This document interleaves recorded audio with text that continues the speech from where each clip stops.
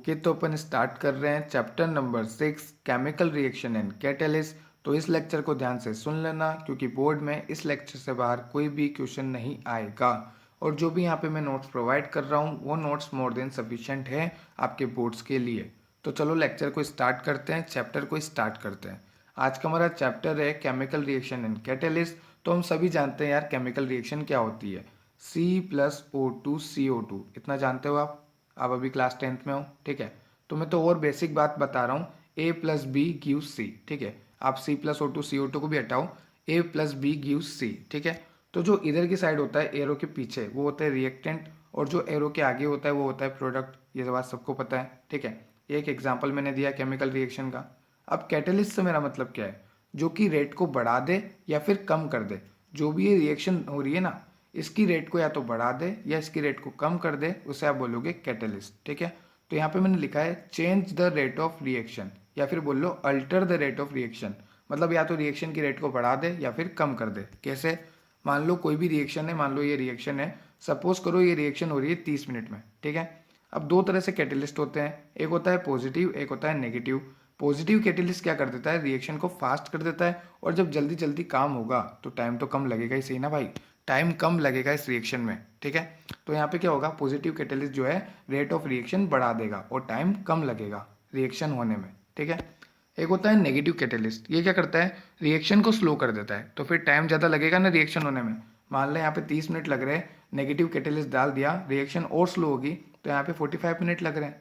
अब A+B से C बनने में, C+O2 से CO2 बनने में टाइम ज़्यादा हो गया। उस तरह से अपन देख सकते हैं। तो कैटलिस्ट समझ में आ गया, जो कि चेंज करे रेट ऑफ रिएक्शन को, ठीक है। ये केमिकल रिएक्शन की बात कर ली। अब स्टार्ट करते हैं मेन चैप्टर। तो देखो अपन स्टार्ट कर रहे हैं, ठीक है। अब देखो हमारी डेली लाइफ में क्या होते हैं, बहुत सारे केमिकल फिनोमिनन होते हैं, ठीक है। ये आप खड़े हो, आपकी डेली लाइफ में बहुत सारे केमिकल फिनोमिनन हो रहे हैं। सर आप डेली लाइफ की बात कर रहे हो, यहाँ तो सुबह से रात तक क्या होता है पता नहीं लगता, ठीक है। तो वैसे ही केमिकल फिनोमिनन तुम्हें पता नहीं लग रहे जो भी तुम्हारे डेली लाइफ में हो रहे हैं, जैसे वन सब्सटेंस कन्वर्ट हो रहा है अनदर सब्सटेंस में, ठीक है। कुछ चेंजेस जो होते हैं टेम्परेरी होते हैं, कुछ चेंजेस जो होते हैं परमानेंट होते हैं। पर तुम्हें क्या है, तुम्हें तो कोई मतलब नहीं है, तुम मस्त खड़े हो यहाँ पे, ठीक है। तो ये जो चेंज है इसे हम क्लासीफाई करेंगे, एक तो करेंगे फिजिकल चेंज, एक करेंगे केमिकल चेंज। कौन से चेंज को?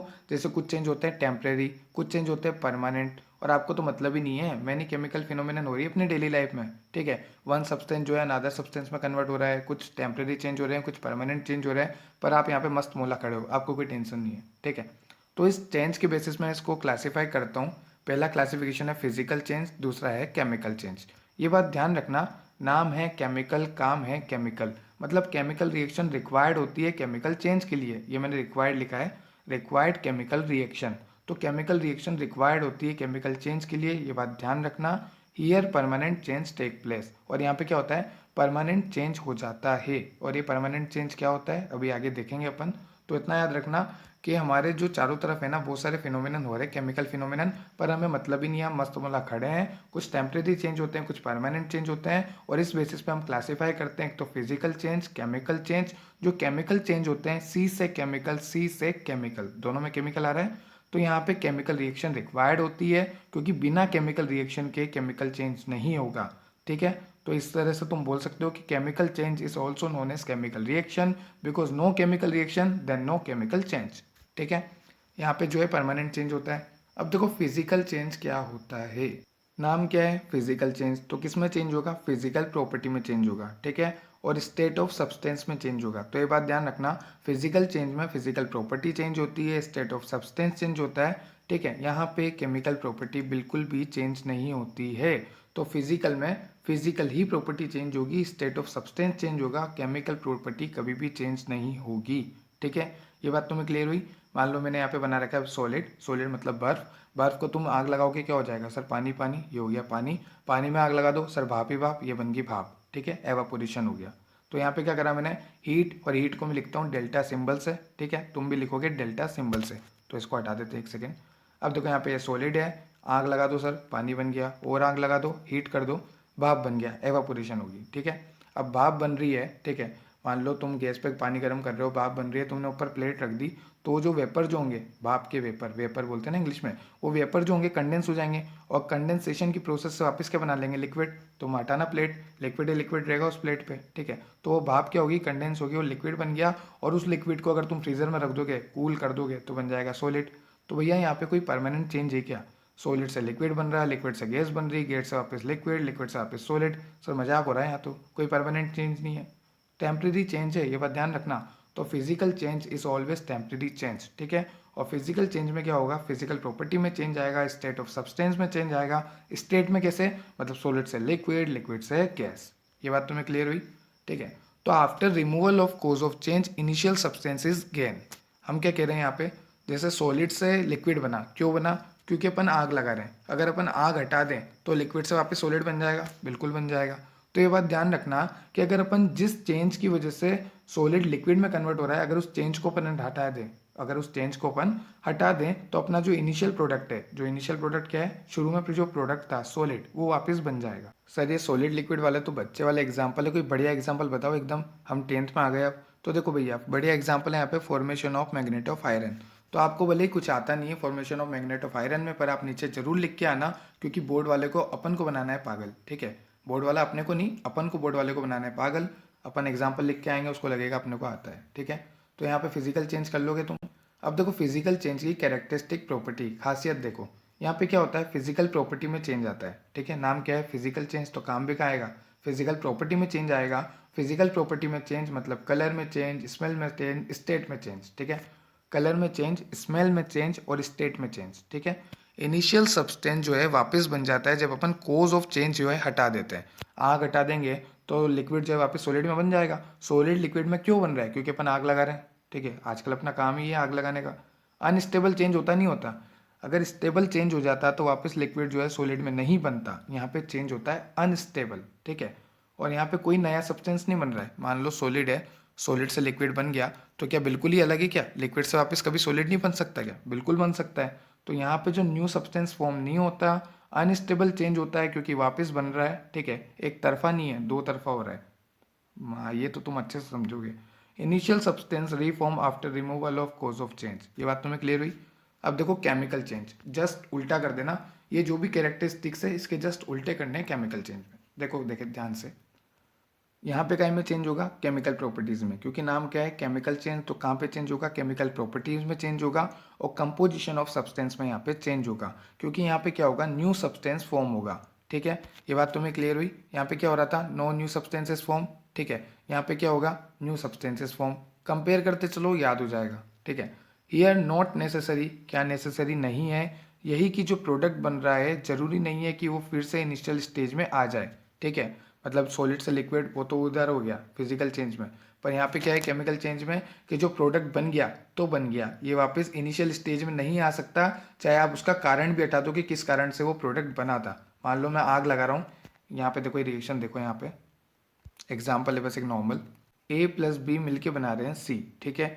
मान लो यहाँ पे मैंने हीट कर रहा हूँ, ठीक है, और ए प्लस बी मिलके क्या बना रहे हैं सी, तो सी बिल्कुल अलग प्रोडक्ट बन गया। अब सी कभी टूट के ए प्लस बी बनेगा क्या, भले मैं हीट हटा दूं तो भी कभी सी टूट के ए प्लस बी नहीं बनेगा।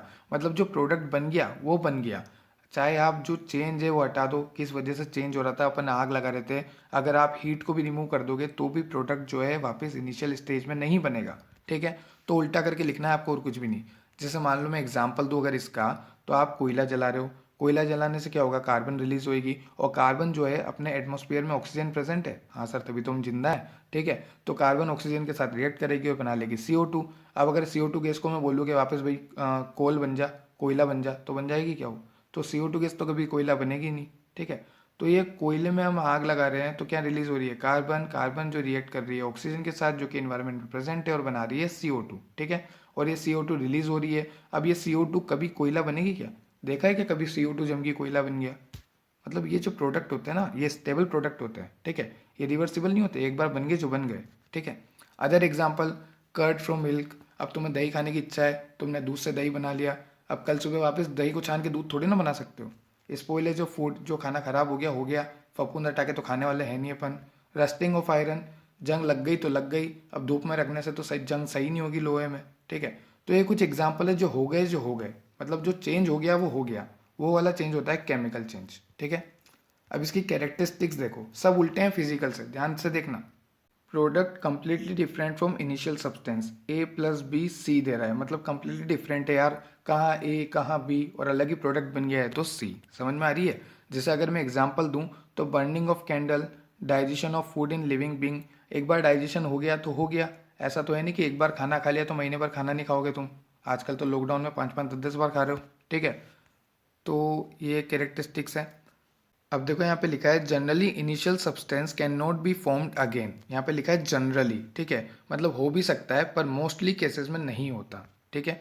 This change is stable, new substances form, वहाँ पे कैसा था अनस्टेबल, यहाँ पे कैसा है स्टेबल, वहाँ पे कोई न्यू सब्सटेंस फॉर्म नहीं हो रहा था, यहाँ पे न्यू सब्सटेंस फॉर्म हो रहा है, वो था फिजिकल, ये है केमिकल, ठीक है। तो ये चेंज समझ में आ गया। अब देखो केमिकल इक्वेशन, बहुत नॉर्मल टॉपिक है, ध्यान से सुन लेना, ठीक है। ऐसे सब्सटेंस जो कि रिप्रेजेंट करे केमिकल रिएक्शन में मॉलिक्यूलर फॉर्मूला और सिंबल, उन्हें हम बोलेंगे केमिकल इक्वेशन। ये बात तुम्हें क्लियर हुई? जैसे एग्जांपल अगर मैं दूं तो C+O2 CO2, ठीक है। अब ये C क्या है, O2 क्या है, अगर एरो के पीछे है तो रिएक्टेंट और एरो के आगे है तो प्रोडक्ट, ठीक है। ये बात तुम्हें क्लियर हुई? अब देखो ध्यान से देखना, step for writing chemical equation, कौन कौन से स्टेप है जो हमें केमिकल इक्वेशन लिखने में मदद करेगी, या फिर बोल लो केमिकल इक्वेशन लिखते टाइम हमें क्या क्या याद रखना चाहिए। तो सबसे पहले देखो बेसिक बात है, जो पीछे होता है एरो की वो होता है रिएक्टेंट, जो आगे बन रहा है वो होता है प्रोडक्ट, ठीक है। अगर एक से ज़्यादा रिएक्टेंट या एक से ज़्यादा प्रोडक्ट हो तो हम पॉजिटिव साइन का यूज़ लेते हैं, जैसे C+O2, ठीक है। तो प्लस क्यों ले रहे हैं, क्योंकि दो है, एक से ज़्यादा है। और CO2 में क्यों नहीं ले रहे, क्योंकि एक ही प्रोडक्ट बन रहा है भाई, CO2 एक ही है, अकेला है बेचारा, ठीक है। अब देखो इधर, मास ना तो यहाँ पे फॉर्म होता है ना यहाँ पे डिके होता है, केमिकल रिएक्शन में ना तो मास फॉर्म होता है ना मास डिके होता है। So there will be equal number of atom of reactant and product, product और रिएक्टेंट में इक्वल नंबर ऑफ एटम होते हैं, क्योंकि यहाँ पे ना तो मास फॉर्म होता है ना मास डिके होता है केमिकल रिएक्शन में। ये तीन बातें याद हो गई। अगला चलो, according to law of mass of conservation, mass of reactant equal to mass of product, जितना भी मास होता है रिएक्टेंट का वो इक्वल होता है मास ऑफ प्रोडक्ट के in chemical reaction according to law of mass of conservation. ये बात तुम्हें क्लियर हुई कि जितना मास रिएक्टेंट में होगा उतना ही मास प्रोडक्ट में होगा, ठीक है। So it is necessary to balance chemical equation, हमें हमेशा केमिकल इक्वेशन को बैलेंस करके रखनी चाहिए, क्योंकि mass of reactant mass of product के बराबर होना चाहिए, ठीक है। अगला देखो, equation can be balance by increasing और decreasing the number of molecule on both side. हमें पता है कि हम जहाँ भी 2 लगा देते हैं, 3 लगा देते हैं, 5 लगा देते हैं, तो ये क्या है, नंबर ऑफ मॉलिक्यूल। हम कैसे लगाते हैं, इंक्रीज कर देते हैं, डिक्रीज कर देते हैं अकॉर्डिंग टू रिएक्शन, किसी नीड है उसको, ठीक है। तो हीट एंड ट्रायल मेथड बोलते हैं उसको, अपन ट्राई करते रहते हैं, हीट एंड ट्रायल मेथड बोलते हैं उसको, are use to balance the chemical equation, ठीक है। First of all, atom other than oxygen and hydrogen balance the chemical equation, मतलब हाइड्रोजन और ऑक्सीजन को छोड़ के हमें पहले अदर एटम को बैलेंस करना है, देन हमारी केमिकल इक्वेशन जो है बैलेंस हो जाएगी। सबसे पहले अदर एटम, देन लास्ट में हाइड्रोजन एंड ऑक्सीजन को हमें बैलेंस करना है। तो देखो आ जाओ रिएक्शन पे, एग्जाम्पल मैंने यहाँ पे दे रखा है, C3H8, ये है प्रोपेन, ऑक्सीजन बनेगा CO2 और पानी, ठीक है, वाटर निकल रहा है। अब देखो ध्यान से सुनना, ये जो मैंने रेड पेन से लिखे हैं ये नहीं थे इस रिएक्शन में, तो अपन बैलेंस करने की कोशिश करते हैं, ठीक है। यहाँ पे कितने कार्बन है, 3 कार्बन, यहाँ पे एक ही कार्बन है, और अपन को क्या करना है, हाइड्रोजन ऑक्सीजन से पहले कार्बन को बैलेंस करना है, तो यहाँ पे 3 लगा दिया क्योंकि यहाँ पे 3 कार्बन थे। जब यहाँ पे मैंने 3 लगा दिया तो कार्बन तो खुश हो गया, क्योंकि कार्बन इधर भी 3 इधर भी 3, ये तो खुश। पर हाइड्रोजन ऑक्सीजन को थोड़ी ना बुरा मानने देंगे अपन। अब क्या करते हैं, हाइड्रोजन को देखते हैं, क्योंकि कार्बन तो अपन ने कर दिया बैलेंस, इधर हाइड्रोजन 8 है, इधर हाइड्रोजन 2 है, मुझसे देखा नहीं जा रहा, 4 लगा दे रहा हूँ, 4 इंटू 2 8 हो गया ये भी, ठीक है। तो हाइड्रोजन भी 8 हो गया, कार्बन भी 3 हो गया, क्या बात है सर, बड़े मजे आ रहे हैं। अब देख 4 इंटू 1 4 ऑक्सीजन हो गया, 3 इंटू 2 6 ऑक्सीजन हो गया, 6 प्लस 4 10 ऑक्सीजन हो गए, समझ में आई। तो यहाँ पे 2 है, यहाँ पे मैं 5 लगा दूंगा तो इसको भी 10 हो जाएंगे, ठीक है। तो इस तरह से आपको बैलेंस करनी है, ठीक है। अगला देखो क्या करना है, फिर आपको लिखना है कि कौन सा सॉलिड है, कौन सा गैस है, कौन सा गैस है, ठीक है।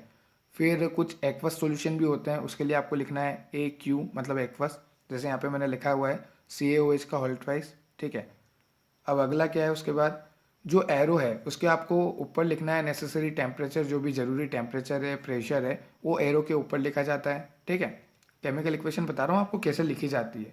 उसके बाद the quantity of heat is written by using positive और नेगेटिव साइन, मतलब अगर पॉजिटिव होगा तो हीट देनी पड़ेगी रिएक्शन को, एंडोथर्मिक रिएक्शन बोलते हैं, और अगर नेगेटिव होगा तो हीट रिलीज होती है रिएक्शन में से, उसको बोलते हैं एक्सोथर्मिक रिएक्शन।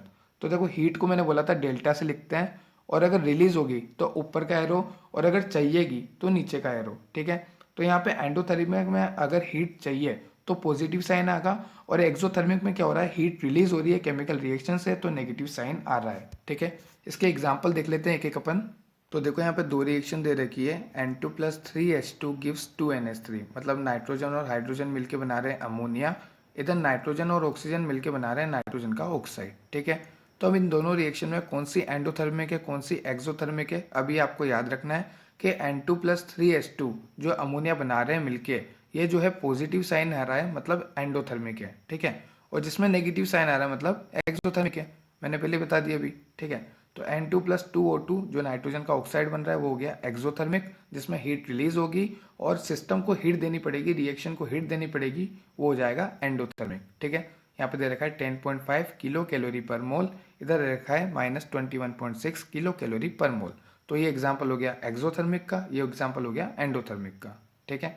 अब अगला देखो कैटेलिस्ट। हमें केमिकल इक्वेशन से कैटेलिस्ट का भी पता लगता है कि कैटेलिस्ट हमें रिक्वायर्ड है। जैसे यहाँ पे मैंने दे रखा है एक कार्बन, दो कार्बन, एथ, ठीक है, और डबल बॉन्ड है तो इथीन, क्या है ये, इथीन, और यहाँ पे हाइड्रोजन है, और अपन निकल की प्रेजेंस में किसको निकाल रहे हो सर, अरे भाई निकल एलिमेंट है ना पीरियोडिक टेबल का, उसकी प्रेजेंस में कर रहे हैं रिएक्शन, तो बन रही है CH3 सिंगल बॉन्ड CH3, और ये गैस है तो अपन यहाँ से लिखेंगे गैस की फॉर्म में G, ठीक है।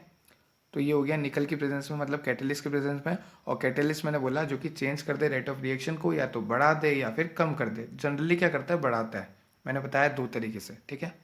अब देखो यहाँ पे कैरेक्टरिस्टिक्स ऑफ केमिकल इक्वेशन, इतनी मेहनत करी अपन ने केमिकल इक्वेशन लिखने में, तो अब उसके फायदे तो देख लो कि इसको लिखने से क्या क्या फायदे हैं, ठीक है। जरूरी है सर, बहुत मेहनत हो गई।